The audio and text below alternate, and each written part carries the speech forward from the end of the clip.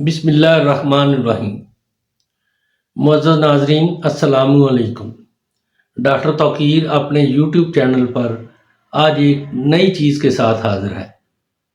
آج ماس خورا یعنی پائیوریا کا ایک عظیم نسخہ پیش کر رہا ہوں۔ اس مرض میں مسوڑے پھول کر ان سے پیپ آنے لگتی ہے، جس کی وجہ سے دانت کمزور ہو کر ہلنے شروع ہو جاتے ہیں اور اگر بروقت علاج نہ کیا جائے تو گر جاتے ہیں۔ منہ سے سخت بدبو آتی ہے۔ دانتوں کی صفائی نہ کرنا، کھانا کھانے کے بعد کلی نہ کرنا، جس کی وجہ سے غذا کے ذرات دانتوں کے خلا میں پھنس کر تکلیف کا باعث بنتے ہیں۔ دانتوں پر میل جمنا وغیرہ اس کی علامات ہیں۔ اس سے پہلے کہ یہ میں نسخہ بیان کروں، آپ میرا چینل سبسکرائب کر لیں اور بیل آئیکن کے آل کے اوپر پریس کریں تاکہ میری تمام نئی آنے والی ویڈیوز کے نوٹیفیکیشن آپ تک بآسانی پہنچتے رہیں۔ نسخہ ہے سرخ کاہی 2 ماشا، پھٹکڑی 3 ماشا، نیلا توتیا 3 ماشا، ہیرا کسیس سبز 1.5 ماشا۔ ان تمام ادویات کو کوٹ کر باریک پیس کر اچھی طرح مکس کر لیں۔